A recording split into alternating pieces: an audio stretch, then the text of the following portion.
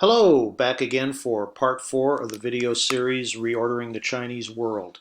So we're on page 132 of the text. There was the most powerful El Nino in 500 years from 1875 to 1900, which affected Asia, Africa, Latin America, the Third World. 25 million people migrated from Shandong and Hebei to Manchuria.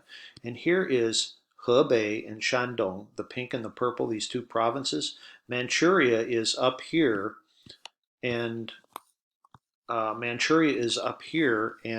this next map shows the location of Manchuria. Okay, so from about this area, they all migrated up there.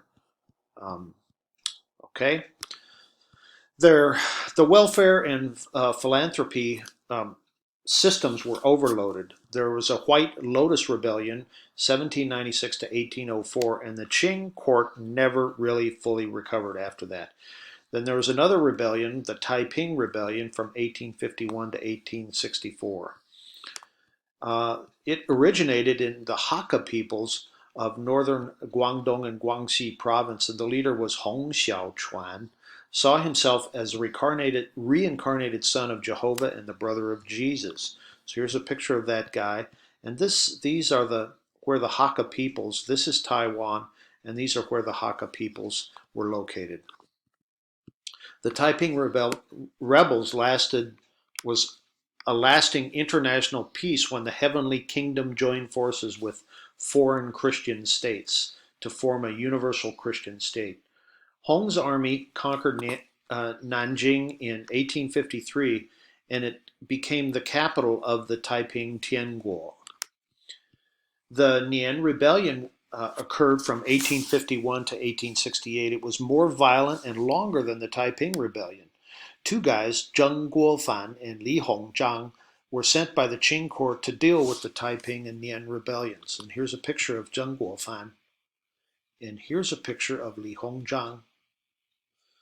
So these two guys were sent to deal with those rebellions. The Imperial Army conquered Nanjing in 1864 in a violent, bloody massacre. Total lives lost, estimated, 20 to 30 million.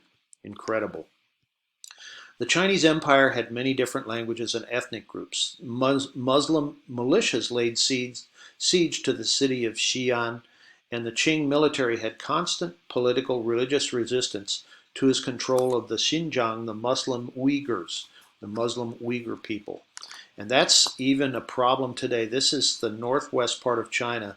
That's Urumqi, and these orange dots show locations of re-education camps. It's a big problem today, and it just started as far back as that in the Qing dynasty.